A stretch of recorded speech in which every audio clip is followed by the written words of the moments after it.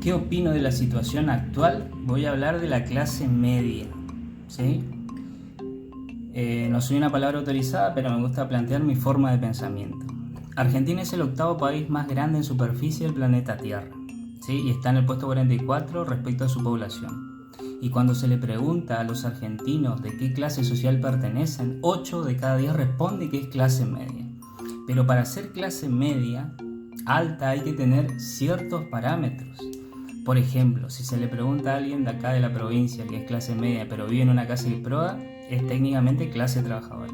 Si se le pregunta a alguien si es clase media y te dice que sí, pero alquila, no es dueño de su propiedad, es clase trabajadora.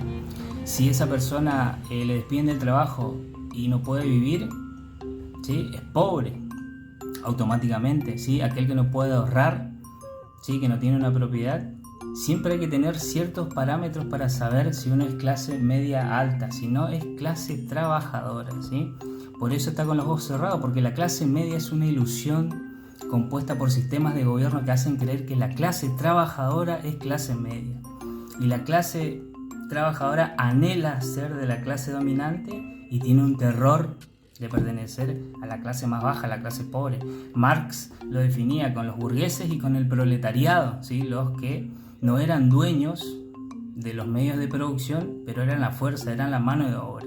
Y acá está la burguesía, ¿sí? O la casta, como le dicen, ¿sí? La clase más baja. ¿Cómo saber si sos pobre o no? Abrí el horno de tu cocina ahora y fíjate si tenés sartén, fuente adentro del horno, sos pobre.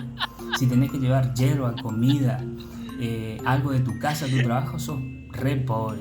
Si guardás bolsita en algún lugar de tu casa o guardás una bolsita de regalo para otro regalo, sos re pobre. Si en la cena de Navidad las sillas no eran todos iguales, son más pobres todavía, ¿sí? Entonces son parámetros que yo utilizo para saber que sigo siendo pobre, ¿sí?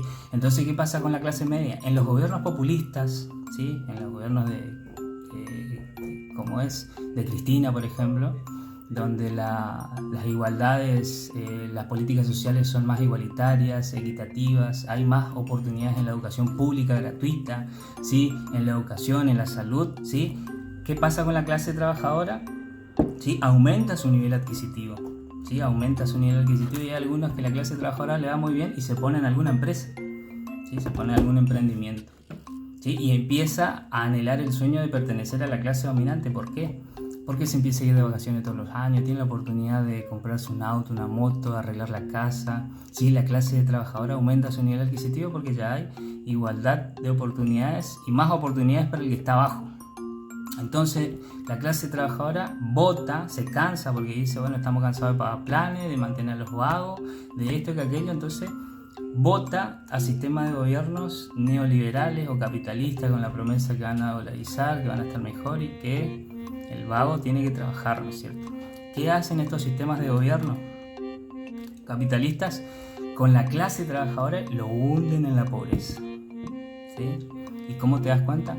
Cuando suben los impuestos, cuando tu empresa empieza a fundir, cuando ya tenés que resignar las vacaciones, el combustible, si te iba en auto ahora a trabajar tenés que ir en moto, después vas a tener que dejar ir en moto, pero también el colectivo está caro, la educación está imposible, ¿sí? Los precios de las cuotas suben, las prepagas, los medicamentos, y que sufría ya, que estaba en el eslabón más bajo, ya no accede más a nada, ya roza la indigencia, ¿sí? Entonces el pobre se une con la clase trabajadora, ¿sí? Para tratar de derrocar a estas clases, a estos sistemas de gobierno, y ahí aparece la policía, y la policía no aparece ni del sistema en la pirámide de arriba ni en el medio, sino que las fuerzas de seguridad aparecen también desde abajo, porque las fuerzas de seguridad pertenecen a la clase trabajadora, pero se pelea con este y con este. ¿Y cuál es el resultado? Muertos, ¿sí?